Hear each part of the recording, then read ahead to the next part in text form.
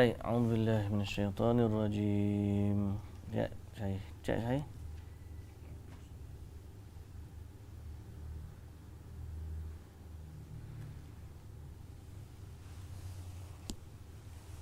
Okey, start dah.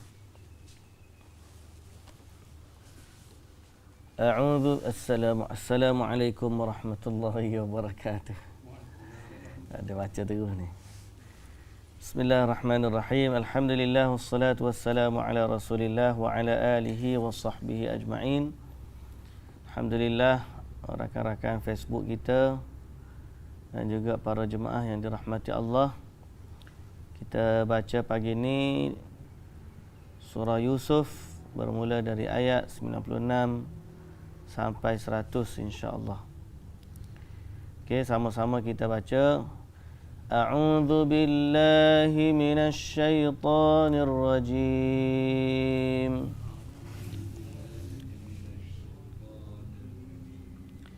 Bismillahirrahmanirrahim.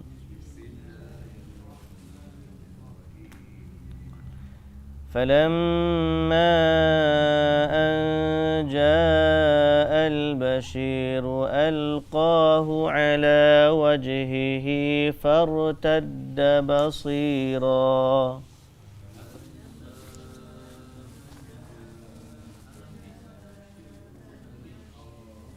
Salah page.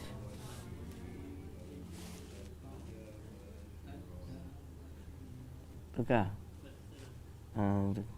Tukar. Kita kena tukar. Salah page.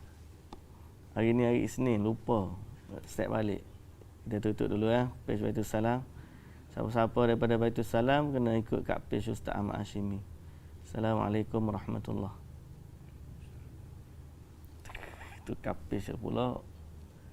Baik saya cek. Kalau tidak, sampai petang duduk tunggu. Ada. Hari Isnin tak ingat hari ni.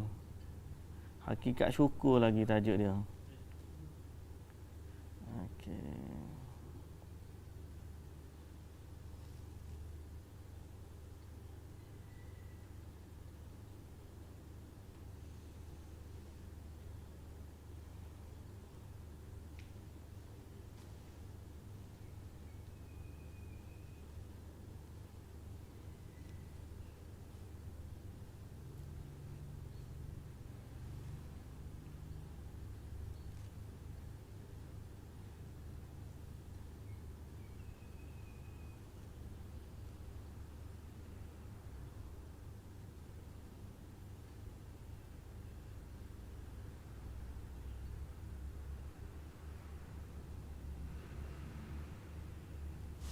Nak.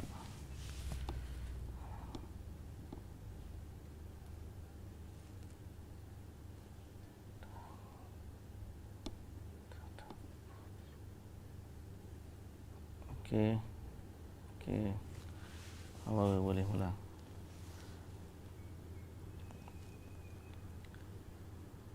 Bismillah. Okey.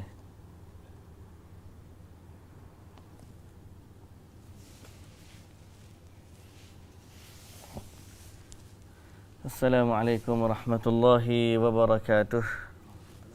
Bismillahirrahmanirrahim. Alhamdulillah wassalatu wassalamu ala Rasulillah wa ala alihi wa sahbihi ajma'in. Para jemaah dan sahabat-sahabat Facebook. Insya-Allah pada pagi ini kita ulang sekali lagi lah. Sebabnya tadi dah online di page lain, silap. Jadi kita ulang sekali lagi surah Yusuf dari ayat 96 sampai 100 insya-Allah. A'udzu billahi minasy syaithanir rajim.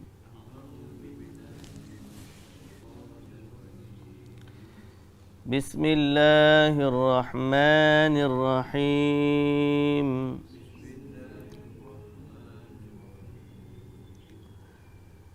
فلما أن جاء البشير ألقاه على وجهه فارتد بصيرا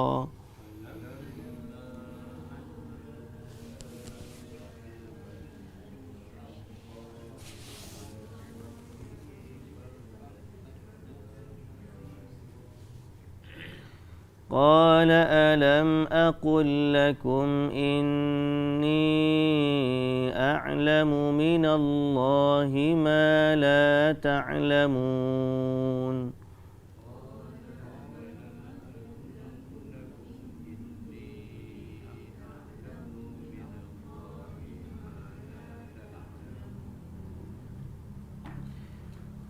قالوا يا أبانا استغفر لنا ذنوبنا إنا كنا خاطئين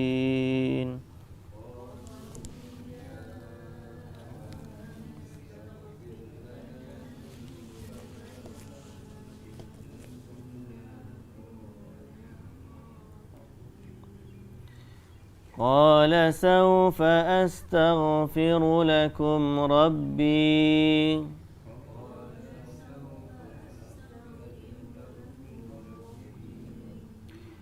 إنه هو الغفور الرحيم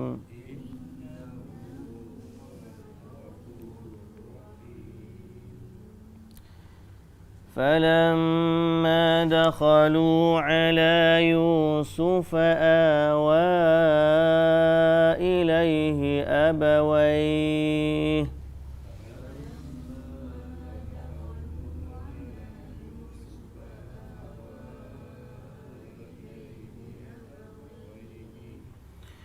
وقال ادخلوا مصر إن شاء الله آمنين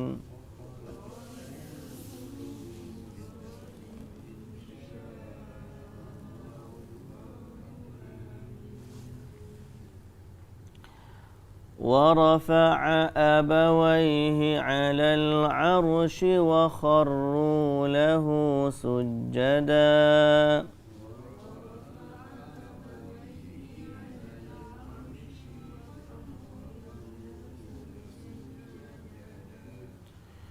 وقال يا أبت هذا تأويل رؤياي من قبل قد جعلها ربي حقا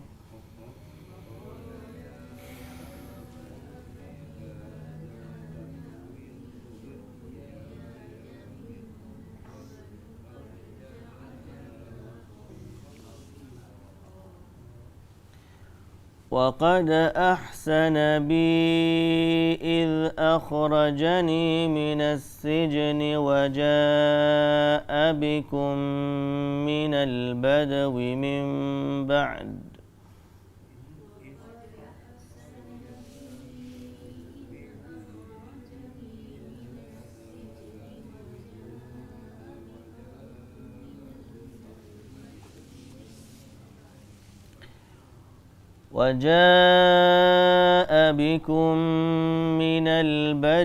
من بعد أن نزغ الشيطان بيني وبين إخوتي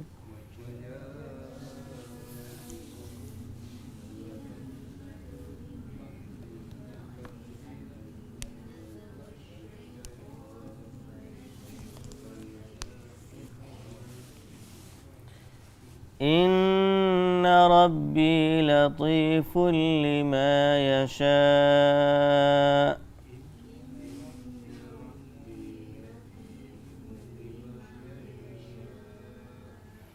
إنه هو العليم الحكيم.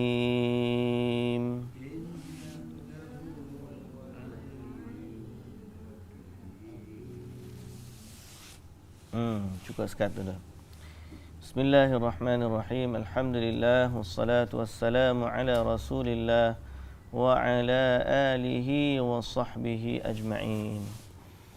Rabbi syrah li sadri wa yassir li amri wa hlul 'uqdatan min lisani yafqahu qawli, amma ba'du. Puji dan syukur bagi Allah Subhanahu wa taala, Tuhan sekalian alam.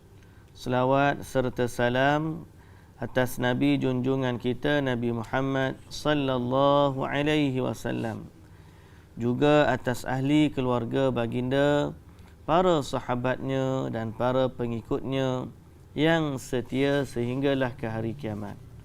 Alhamdulillah, alhamdulillah, alhamdulillah. Pagi ni hari Isnin 14 Disember ini. Berapa Rabiul Awal Rabiul Akhir ni. Iaitulah 28 dah Rabiul Akhir. Kena habis dah Rabiul Akhir. Pejang celek. Nak hampir masuk Ramadan pula dah kita ni. Tidak, hari ni bulan 4, tak lama dah lah. Ramadan bulan 9. 9 Ramadan. 10 Syawal, 11 Zulkaidah, 12 Zulhijjah. Jadi tak lama. Pendek kata Covid pun tak habis lagi, nak datang Ramadan balik dah.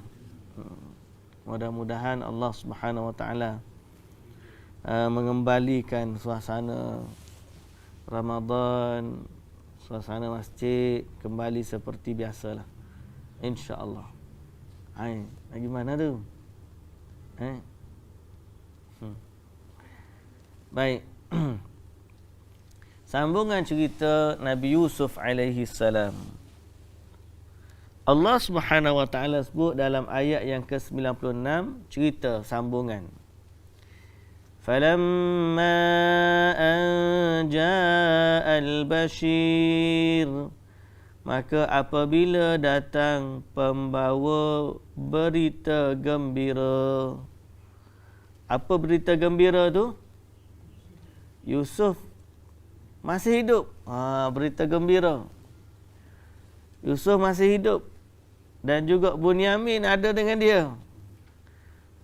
Bunyamin ada dengan dia. Falamma an ja'al bashir. Siapa yang bawa berita tu? Abang dia. Yang disebut oleh Mujahid Ad-Suddi kana Yahuda bin Yaqub. Dia yang bawa, abang dia ni. Abang hak sulung nama Rubil. Hak ni nama berapa? Nama Yahuda. Okey. Dan dialah juga yang dulu bawa baju yang berlumur darah. Sama orang dia. Jadi dulu dia bawa baju Yusuf berlumur darah. Sekarang ni dia bawa baju Yusuf yang betul.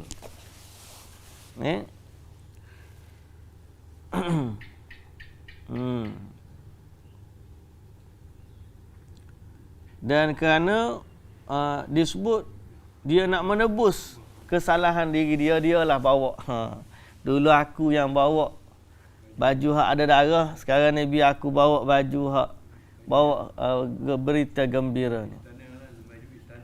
Baju istana kau tak kira baju Nabi Yusuf lah. Fa'alqahu ala wajhihi, maka dia pun letak baju Yusuf pada muka Nabi Yaqub alaihi salam. Fartadda basira, maka dia pun kembali celik melihat seperti sedia kala. Dan letak baju tu celik balik. Allahu Akbar. Ni mukjizat Nabi Yusuf alaihi salam. Tapi tetap saja kita kena i'tiqad bahawa yang menyembuhkan itu adalah Allah. Tidak Nabi Yusuf, tidak baju dia. Yang menyembuhkan itu Allah Subhanahu wa taala. Okey. Yang baju ataupun Nabi Yusuf tu jadi sebab dia saja. Yang menyembuhkan sebenarnya adalah Allah Subhanahu wa taala. Sebab tu kita kata dalam pertemuan yang dulu, isu karamah dan mukjizat ni kembalinya kita adalah kepada Allah, bukan kepada benda yang menyebabkan sembuhnya sesuatu. Tak lama nanti ada orang jumpa pula baju Nabi Yusuf ni potong kecil-kecil declare. Oh, ubat penyembuh buta. Oh, ubat sakit mata. Kain baju Nabi Yusuf. Dan tak jumpa mana dah lah. Tapi kalau ada dia jumpa juga tu, nanya. Baju tu dah tak ada. Tapi Allah yang menyembuhkan tetap ada. Jadi keyakinan kita adalah pada Allah, bukan pada baju tu. Jadi alhamdulillah, dengan izin Allah, maka Allah kembalikan penglihatan Nabi Yaqub alaihi salam dengan asbab diletakkan pada wajahnya pakaian Nabi Yusuf alaihi salam. Qala alam aqul lakum inni a'lamu minallah.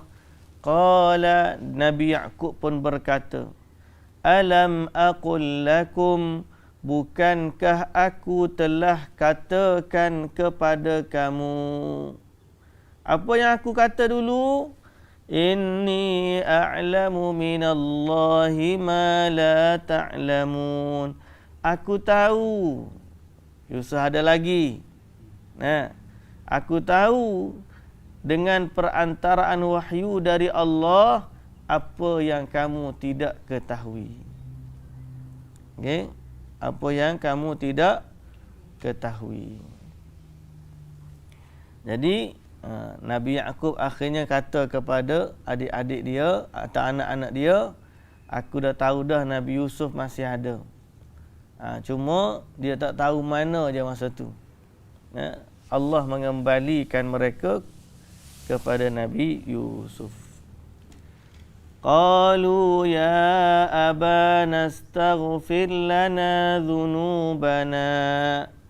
Mereka berkata, wahai ayah kami, ya abana. Aba, ayah. Na, kami. Wahai ayah kami, istaghfir lana dhunubana. Mohonlah istighfar bagi kami.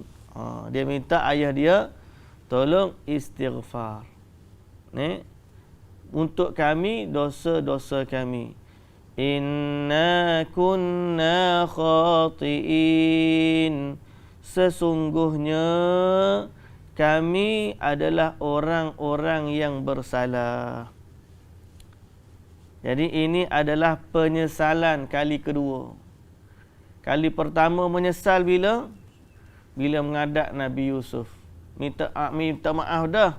Nabi Yusuf kata, tak apalah, Allah Azza wa Jalla, semoga Allah mengampunkan kamu. Kembali kepada ayah dia, minta maaf sekali lagi. Minta ampun sekali lagi dengan ayah dia, dan minta tolong ayah dia ni, minta doa kepada Allah untuk Allah ampunkan dosa-dosa mereka.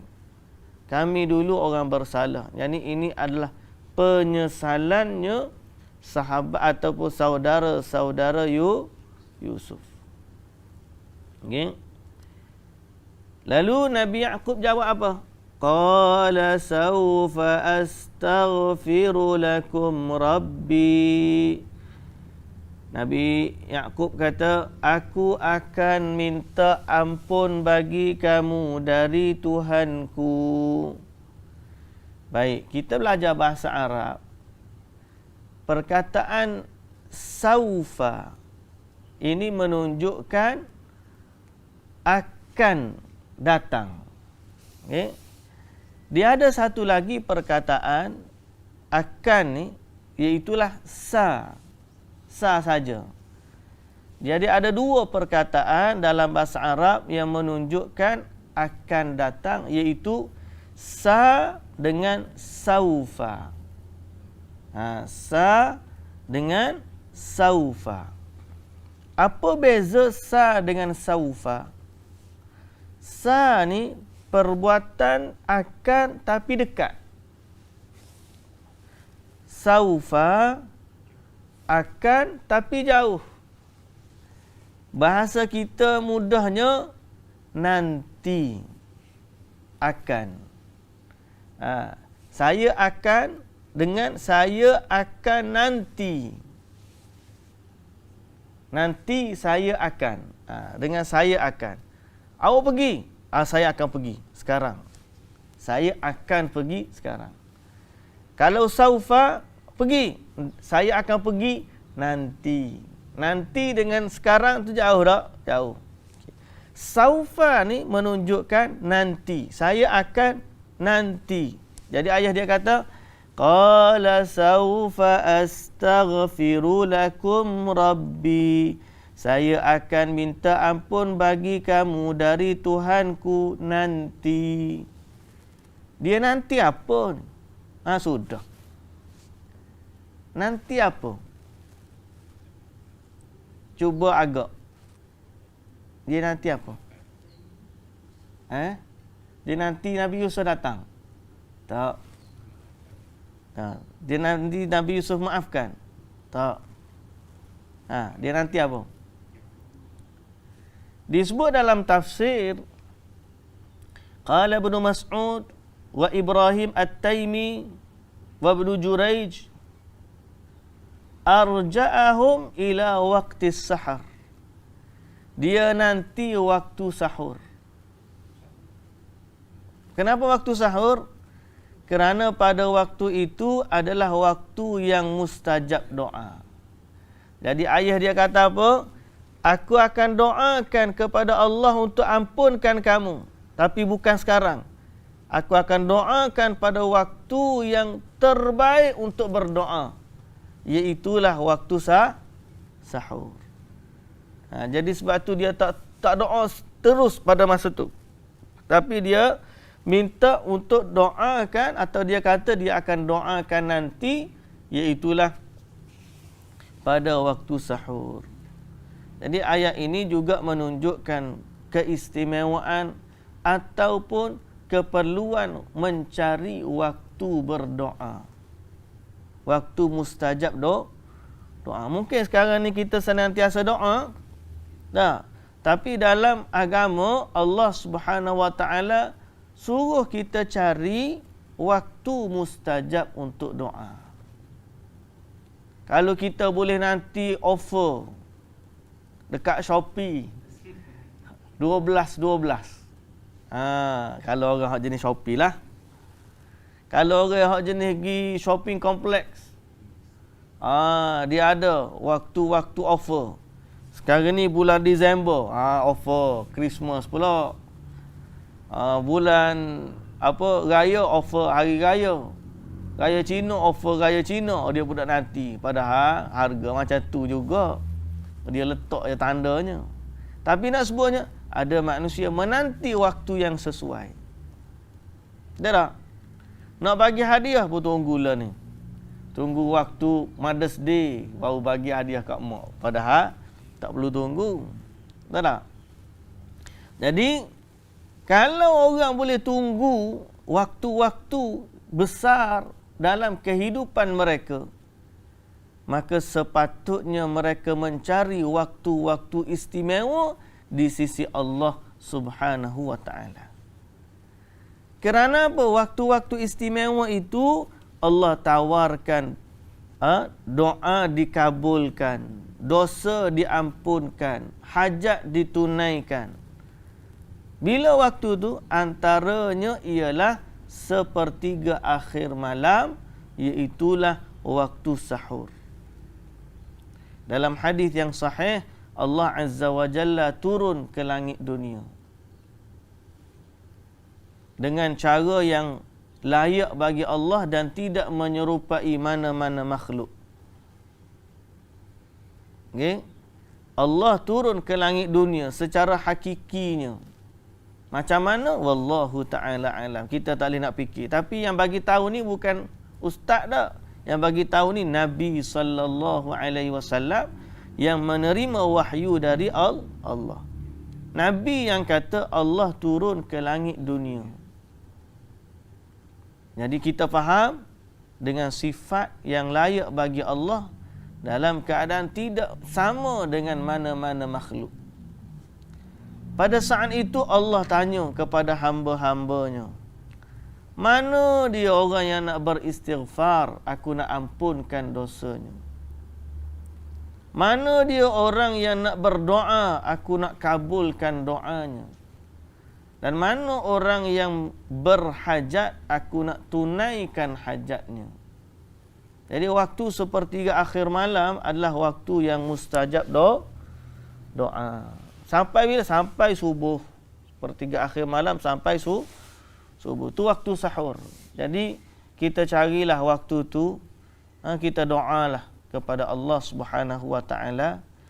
Sama ada doa kita tu tersedar tak semayang ke, ataupun lebih baik kita semayang tahajud kepada masa tu, itu adalah waktu mustajab doa. Nabi SAW ajar kita dua perkara. Siapa yang sedar di tengah malam, baca doa. La ilaha illallah wahdahu la syarikalah, lahul mulku wa lahul hamdu wa huwa ala kulli syai'in qadir. Subhanallah walhamdulillah wa la ilaha illallah wallahu akbar wa la hawla wa la quwwata illa billah. Kemudian dia doa. InsyaAllah doa masa tu mustajab. Tapi kalau dia bangun daripada tidur, ambil wudu, salat, lalu berdoa, itu lebih kuat lagi doa dia. Itu lebih baik dan lebih kuat. Jadi waktu mustajab, waktu sepertiga akhir malam ni bukanlah waktu tidur. Cuma kita yang tidur. Nah, kita lah tidurnya. Kerana istighfar disebabkan tidur, bukan sebabkan dosa dah. Istighfar disebabkan tidur. Pasal apa? Sebab waktu tu sebenarnya adalah waktu istimewa. Waktu sepertiga akhir malam. Jadi, kalau tak bangun semayang pun bangun doa, tak apa dah. Nah, bangun doa tak apa dah, sebab Nabi ajar. Kalau dia bangun tengah malam, baca la ilaha illallah wahdahu la syarikalah, lahul mulku wa lahul hamdu wa huwa ala kulli syai'in qadir. Kemudian subhanallah walhamdulillah wa la ilaha illallah wallahu akbar wa la hawla wa la quwwata illa billah tu. Dia doa lepas daripada tu. Mana-mana doa yang dia kehendaki, maka doa waktu tu mustajab. Tapi kalau dia kuatkan diri, bangun, ambil wudu, kemudian salat, itu lebih baik. Kerana lebih besar pahalanya di sisi Allah Subhanahu wa ta'ala. Baik. Jadi kembali kepada cerita Nabi Yaqub, dalam tafsir, Nabi Yaqub menangguhkan doanya sehingga waktu mustajab doa. Jadi kita kena cari waktu mustajab doa. Pertama, sepertiga akhir malam. Ada lagi tak? Ada. Banyak waktu doa mustajab ni. Antara dua azan. Tengah azan, tunggu azan sehingga nak iqamat. Sambil-sambil duduk tunggu tu, baca doa. Mustajab doa. Ada lagi doa seorang yang berpuasa sehingga dia berbuka. Okay. Doa seorang ibu kepada anaknya. Doa mustajab. Okay. Itu pada sifat doa. Waktu-waktu mustajab. Hari Jumaat sebelum maghrib. Doa hari Jumaat sebelum maghrib. Doa mustajab. Jadi kita digalakkan untuk mencari waktu-waktu mustajab untuk berdoa. Pilih waktu. Walaupun doa ni sebenarnya umum, tapi ada waktu yang istimewa.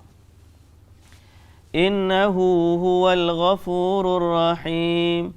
Sesungguhnya Tuhanku atau Dia lah jua yang Maha Pengampun lagi Maha Mengasihani. Falamma dakhalu, maka bila dia bagi baju tu, Nabi Yusuf pun dah bagi tahu, bawalah ayah dia datang, bawa semua. Maka mereka semua pun datanglah ke Mesir, jumpa dengan Nabi Yusuf, bawa semua. Ayah dia, mak dia dan adik-beradik dia yang 10 orang. Jumpa baliklah dengan abang dia yang seorang tu di Mesir. Kemudian mereka pun menghadap Nabi Yusuf. Jadi abang dia seorang tunggu di Mesir. 9 orang balik jumpa ayah. Kemudian ataupun dia masuk kali kedua tu 10 orang dah sekali, serentaklah, wallahu taala alam. Jadi 10 orang ni bawa balik baju tu ke Mesir, ke Palestin, kemudian bawa ayah mak dia datang ke Mesir.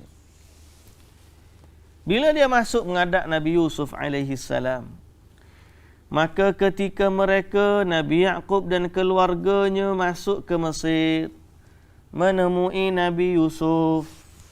Okey?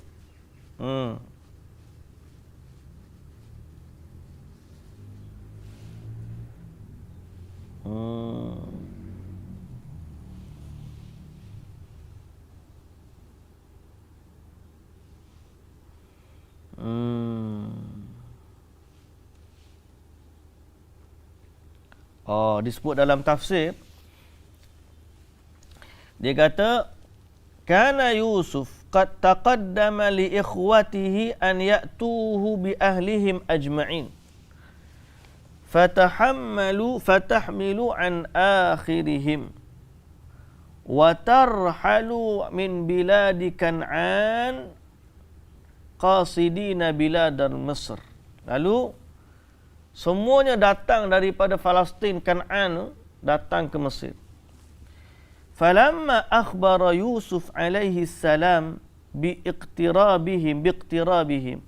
Apabila Nabi Yusuf bagi tahu Nabi Yaqub nak datang, kharaja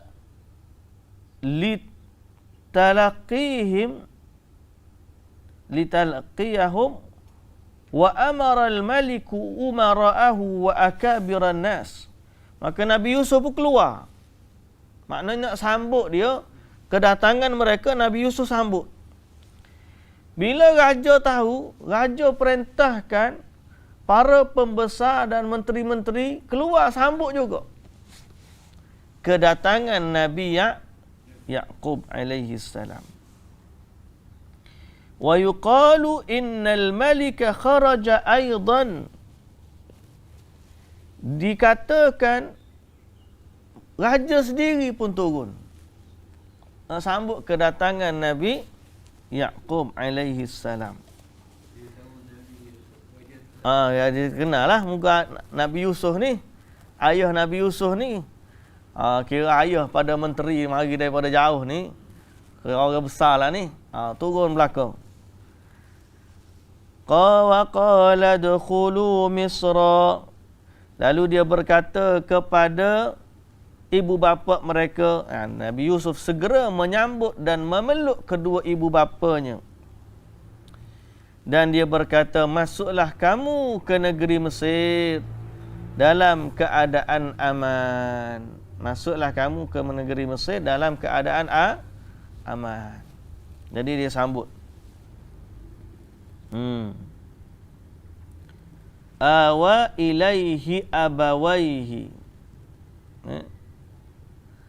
Ilaihi abawaihi. Setengah kata mak dia dah tak ada masa tu, mari mak saudara dia. Setengah yang kata. Tapi Ibnu Jarir dan Muhammad Ibnu Ishaq dia kata ada lagi. Dan zahir Al-Quran menyatakan demikian. Quran kata mak ayah dia lah. Baik. Kemudian wa rafa'a abawaihi 'alal 'arsy. Dia pun Nabi Yusuf alaihi salam mendudukkan kedua ibu bapanya.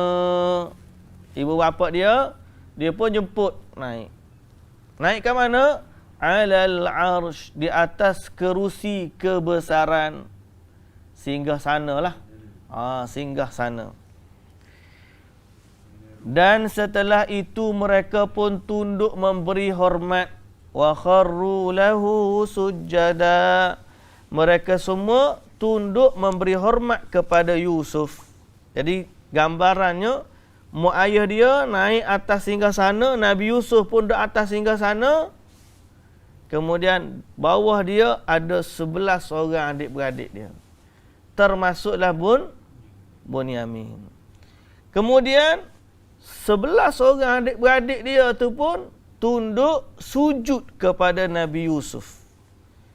Sebelah orang, Nabi Yusuf duduk atas singgasana, mak ayah dia duduk tepi dia, kemudian adik-beradik dia pun sujud kepada Nabi Yusuf alaihi salam, dan juga mak ayah dia yang ada di atas singgasana. Baik, isu dia sekarang sujud. Ada perkataan sujud. Dalam terjemahan dia tak tulis. Dia tulis tunduk memberi hormat saja. Dalam terjemahan tu Kak Azhar, qarru lahu sujjada, tunduk bersujud. Baik. Persoalan. Boleh ke sujud kepada orang? Itu persoalan. Ni macam kita tengok cerita Empire Maharaja Cina. Siapa tak? Siapa-siapa Maharaja masuk semua tunduk sujud belaka. Soalnya, boleh ke sujud dalam... Okey, jawapan dia. Jawapan dia... وَقَدْ كَانَ سَائِغًا فِي شَرَائِعِهِمْ. Pada syariat mereka dibenarkan. Dulu, syariat dulu benar. Iaitu memberikan penghormatan dengan bersujud. Dan ini bermula dari zaman Nabi Adam lagi, di mana Allah perintahkan malaikat bersujud kepada Nabi Adam sebagai sujud penghormatan. Bukan sujud menyembah, tapi sujud penghormatan. Dan itulah sujud yang dilakukan oleh adik-beradik Nabi Yusuf kepada Nabi Yusuf. Mereka sujud sebagai tanda hormat, bukan sujud sebagai tanda sembah. Habis tu kita boleh buat lagu tu ke? Macam orang India kan, orang India sujud kaki mak dia. Mak dia tu dia sujud kaki ni, dahi ni kalau boleh duduk atas tapak kaki mak. Jadi orang kita pun balik buat lagu tu juga ke mak dia. Pasal apa? Syurga di bawah tapak kaki ibu. Tuan-tuan yang dirahmati Allah, dalam bab agama ni kita tak boleh guna akal kita. Kalau guna akal kita logik lah. Nabi Yusuf buat lagu tu, Nabi Adam pun disujud oleh malaikat. Jadi betul lah apa yang orang Hindu buat lah ni. Kita patut lebih hebat taat ibu bapa kita daripada orang Hindu. Lalu kita lebih patut sujud kepada mak ayah kita daripada orang Hindu. Kalaulah agama ni cerita dengan akal, begitulah dia jawapannya. Tapi, ada tapi. Dalam syariat kita, syariat Nabi Muhammad sallallahu alaihi wasallam, tak boleh sujud kepada makhluk manusia, tak boleh. Walau dibenar pada zaman Nabi Adam sampai zaman Nabi Yusuf, dan disebut sampai kepada syariat Nabi Isa alaihissalam, bolehnya sujud kepada manusia sebagai penghormatan, bukan penyembahan. Akan tetapi perkara itu berhenti pada syariat Nabi Muhammad sallallahu alaihi wasallam. Tak ada dalam syariat kita, tak boleh. Kenapa pula tak boleh? Ialah sebab bukan kita yang tentukan syariat kita, Nabi Muhammad. Baik, Nabi Muhammad sallallahu alaihi wasallam dalam satu hadis, Sayyidina Mu'adz radhiyallahu anhu, dia balik, dia pergi ke Syam. Sampai di Syam, dia tengok orang Syam ni sujud kepada pemimpin-pemimpin mereka. Maka Mu'adz bila balik ke Madinah, dia tengok Nabi, dia sujud. Nabi tanya, "Ma hadza ya Mu'adz?" Apa ni wahai Mu'adz? Kenapa kamu sujud? Qala inni ra'aituhum yasjuduna li asaqifatihim. Aku tengok orang Syam sujud kepada pemimpin mereka. Sedang engkau lebih layak wahai Rasulullah. Kalau mereka sujud kepada pemimpin mereka, Rasulullah lagi layak untuk disujud. Kata Muaz kepada Nabi. Muaz kata Nabi. Nabi sallallahu alaihi wasallam kata, "Lau kuntu amiran ra'ahadan an yasjuda li ahadin." Kalaulah boleh aku suruh seorang sujud kepada seorang yang lain, nescaya akan ku perintahkan seorang isteri sujud kepada suami. Kerana haknya. Kalaulah kerana hak yang besar ni, boleh aku suruh orang sujud kepada seorang, nescaya yang paling aku suruh sujud ialah seorang isteri sujud kepada suami. Kerana besarnya hak, bukan pemimpin, isteri pada suami. Tapi Nabi suruh tak sujud? Tak suruh. Tak suruh. Pasal apa? Sebab dalam syariat kita dah tak boleh dah sujud seorang manusia kepada manusia lain. Okey? Jadi kalau pemimpin kalau isteri pun tak boleh sujud kepada suami, maka rakyat pun tak boleh sujud pada pemimpin. Anak murid pun tak boleh sujud pada tok guru. Pasal apa? Nabi kata, kalau aku boleh perintahkan sujud, saya aku perintahkan isteri sujud pada suami. Sebab ni hak paling besar. Jadi kalau isteri pun tak boleh sujud pada suami, rakyat tak payah sujud kepada pemimpin. Anak murid tak payah sujud pada tok guru. Dan begitu juga umat Nabi tak payah sujud kepada Nabi sallallahu alaihi wasallam. Jadi kalau waktu Nabi hidup pun Nabi tak bagi dah Muaz sujud kepada dia, apatah lagi waktu Nabi dah wafat. Jangan pula ada orang pergilah ni pergi sujud kat kubur Nabi. Tak boleh. Sujud pada tok syekh dia tak boleh. Hatta sujud kepada ibu bapa dia tak boleh. Hatta isteri sujud kepada suami tak boleh. Tapi hak tu masih ada. Hak tu masih ada. Cuma nak sebut ibadat sujud tu sudah tidak boleh dilakukan kepada selain Allah Subhanahu wa taala. Maka itulah syariat kita. Syariat kita begitu. Tidak boleh sujud manusia kepada manusia yang lain. Jadi kesimpulan yang kita dapat bahawa dalam syariat dulu boleh sujud, dalam syariat kita sudah tidak boleh. Kenapa kata tak boleh? Bukan saya yang kata tak boleh.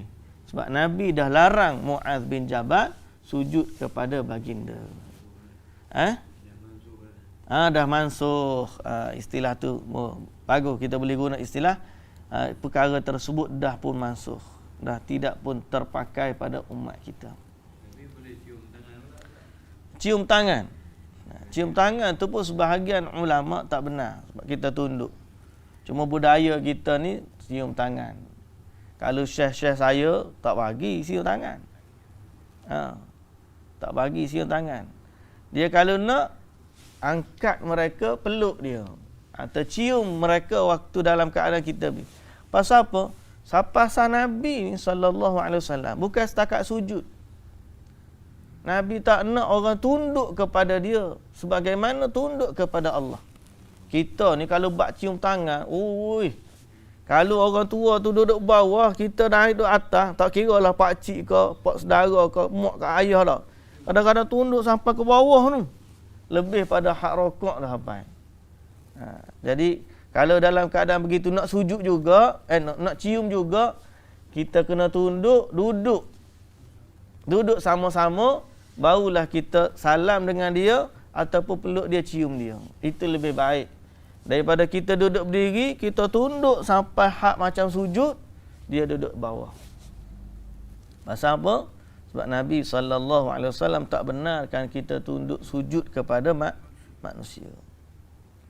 Boleh. Lalu lepas daripada tu Nabi Yusuf berkata, qala ya abati hadza ta'wilu ru'yaya min qablu qad ja'ala rabbi haqqan. Wahai ayahku, inilah tafsir mimpiku dulu. Dia mimpi apa dulu? Dia tengok 11 bintang, matahari, bulan, sujud kepadanya. Ra'aitu ahada 'asyara kawkaba wasyamsa wal qamara ra'aituhum li sajidin. Dulu dia cerita dah kepada Nabi Yaqub. Hari ni dia kata sekali lagi, ayah, inilah dulu takwil mimpi yang masa kecil tu aku bagi tahu ayah. Aku mimpi 11 bintang, matahari dan bulan tunduk kepadaku. Maka hari ini Allah tundukkan 11 orang adik-beradikku bersama ayah dengan mak ada duduk bersamaku. Maka inilah dia takwil mimpi.